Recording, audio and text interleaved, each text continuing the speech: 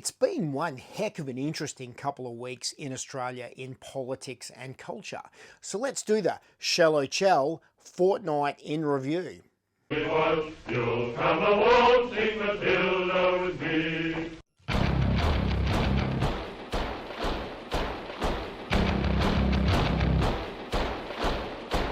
Just returned from a month overseas. I spent nearly 4 weeks in Thailand and in Vietnam, and I just happened to be in Vietnam for the end of the Vietnam War celebrations. It was the 50th anniversary on the 30th of April of the tanks rolling through the presidential palace in Saigon and marking the end of the Vietnam War and the reunification of North and South Vietnam.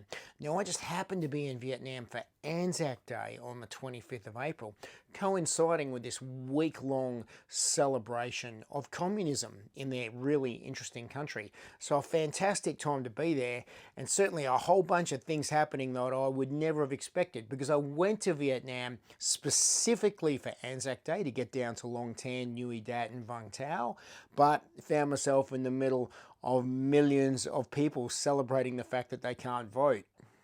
The setup for this 50th anniversary has been absolutely mind-blowing. I got to do some really awesome walks early in the morning and just check out the sunrise over Ho Chi Minh / Saigon City. 21 guns been sitting there for the last 7 days waiting to do their firing and salute. I found Vietnam to be a wonderful place to visit. The trip out to Long Tan and Nui Dat and Vung Tau, where the Australians served in the late 60s, early 70s, was a really fascinating thing for me to see. Culminated with me flying back to Australia and arriving here on the 3rd of May, just in time to hand out how to vote cards for the LNP, who got absolutely thrashed in the federal election. Or we could dissect that federal election for a month of Sundays or until the cows come home, and God knows there's been plenty of content posted about it, including this one from me. So how do I feel about being a Liberal Party member today after yesterday's catastrophic loss? I feel outstanding today, which is why I'm down here in my gym wearing my 20 kilo vest, getting my pump on, because today is the day that we've all been waiting for internally in the party. Today, the bloodletting commences. What does bloodletting look like internally in the LNP? Well, I've never been there for one because I've only been a member for a couple of years, so this is going to be fascinating to me. There's going to be this huge push internally to say, oh, if we shuffle further left, then we'll get closer to winning. You ain't gonna win shit doing that. That's an absolute formula for losing, because look at what just happened. Fascinating time to be in the Liberal Party at the moment, especially given that I've never seen how this type of thing unfolds before. But in the last couple of days, we've seen a challenge for the leadership of the Liberal Party. We've seen a challenge for the leadership of the National Party. And we've seen Jacinta Price jump from the Nationals or the Country Liberal Party over to the actual Liberal Party in a move to potentially become the deputy opposition leader underneath Angus Taylor if he's successful in beating Susan Ley for the leadership of the Liberal Party. Weirdly, all of this has kind of happened at the same time, the Australian election, as Canada had an election as well. And their Conservative Party got absolutely trashed. And when we compare the stats between the Australian Conservative vote and the Canadian Conservative vote, they both started to plummet at around about the same time. Trump's tariffs and the people and the media in particular trying to compare these conservative leaders with Trump, calling it Trumpism, to try and reflect negatively on right-wing politics in these two great democracies. But anyone who's involved in conservative politics or follows it closely enough in Australia, especially from an insider's point of view like I have as a member, knows that Peter Dutton is nothing like Donald Trump, and the comparisons are miles apart. They shouldn't even be spoken about in the same breath, because they have nothing in common. Absolutely fucking nothing. My politics are pretty simple. I'll let Pete explain. No more pronouns, no more climate change obsession, no more emergency vaccine mandates, no more dudes in dresses. We're done with that shit.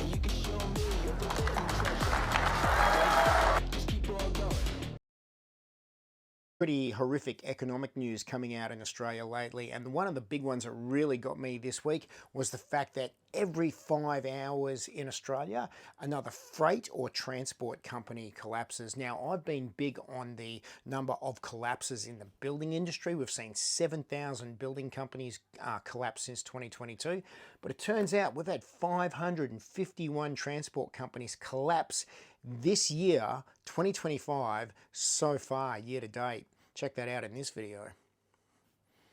I just found out that 551 freight companies have gone under this year. Let me unpack that for you. 551 freight companies dead and buried this year alone. That's one every 5.2 hours. And if you're reading this after lunch, congratulations, you've outlived someone's logistics dream. Add into that 7,000 builders and subcontractors gone since 2022. It's not a stat now, it's an autopsy. But don't worry, because Mirvac's CEO Campbell Hannon reckons it's just part of the process. One of the great challenges, he mused, casually, as if rising construction costs were a quirky new yoga class. Even tier 1 builders are bleeding cash like it's coming out of their arseholes for years now after COVID.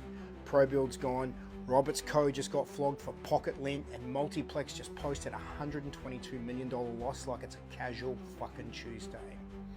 The Reserve Bank is about to play interest rate roulette, and the government unveils another pamphlet on sustainability. Good thing builders can't afford to build anything anyway. Saves everyone the trouble of pretending that we've still got an industry that's working. Let's add in life insurance. That's also been torched. Advisors out, coverage down. The industry now suggests not insuring people who might die. Presumably the next innovation is selling umbrellas that don't fucking open either. And just when you thought the plot couldn't thicken any further, in comes David Kemp. Yes, that David Kemp. Liberal Party relic, Howard-era cabinet minister, professor, ghost of election competence past, penning an excellent obituary for his own party in the Australian today. How my party threw away an unlosable election.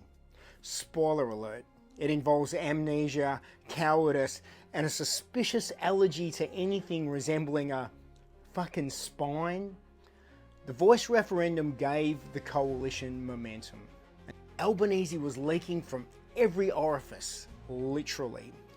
Government energy was gone, immigration, inflation, housing was all fucked, and somehow Peter Dutton still managed to snatch defeat from the jaws of arithmetic. According to Kemp, the Liberals abandoned their values-based campaign in favour of a shopping list of vote-buying bribes to try and compete with the ALP. No strategy, no spine, just vibes and ad hoc policy announcements stapled together by whoever had a fucking whiteboard and a pen that day. They could have hammered Labor on its failings. They could have made nuclear a national conversation. They could have promised to build something, if we had any builders left. Instead, they ran a campaign so vapid it made a Canva template look like Churchill. Labor, for all its dishonest gunk and Trump-style fear-mongering, at least acted like it wanted to fucking win. Our lot looked like they'd rather be moderating a podcast on sensible superannuation reform. So let's do the math. No freight means we can't move anything. No builders means we can't build anything. No insurance means we can't protect anything. No political party with a clue means we can't fix anything. But fear not.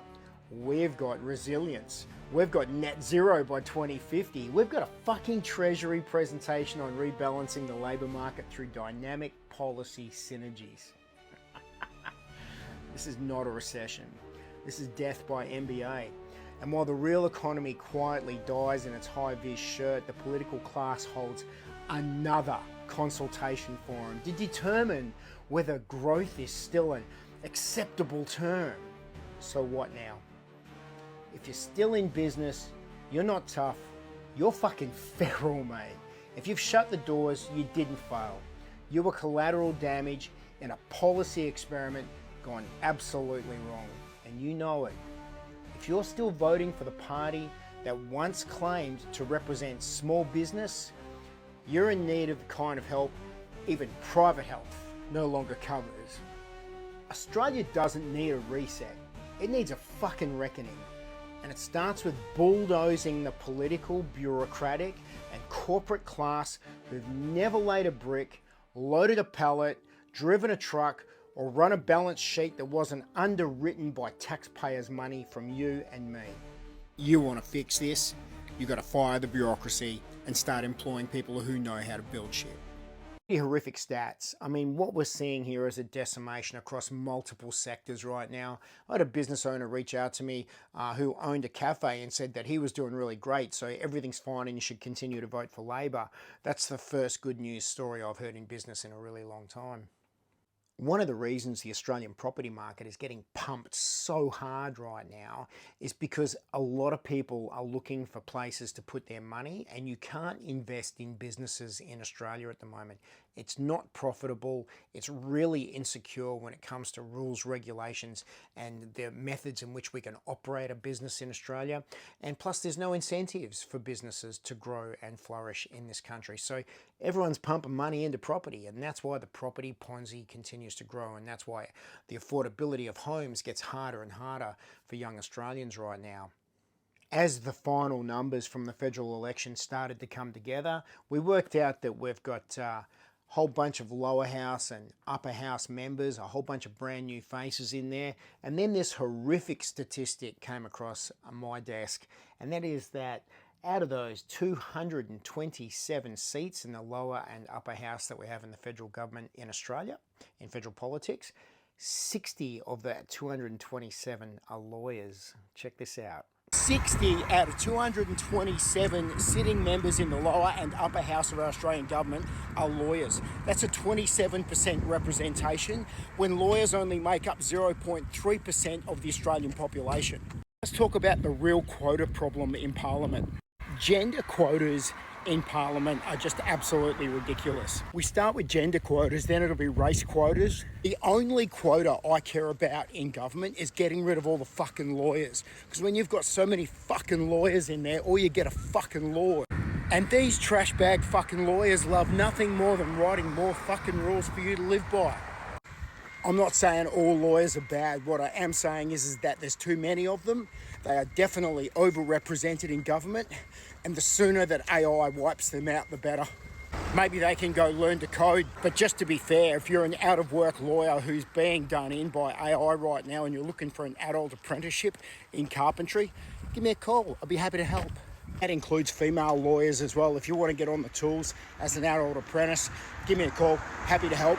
We'll get you tooled up, driving a ute, out there building things that are actually real instead of paper. That's bullshit. And I'm not a poor man's TikTok inspector.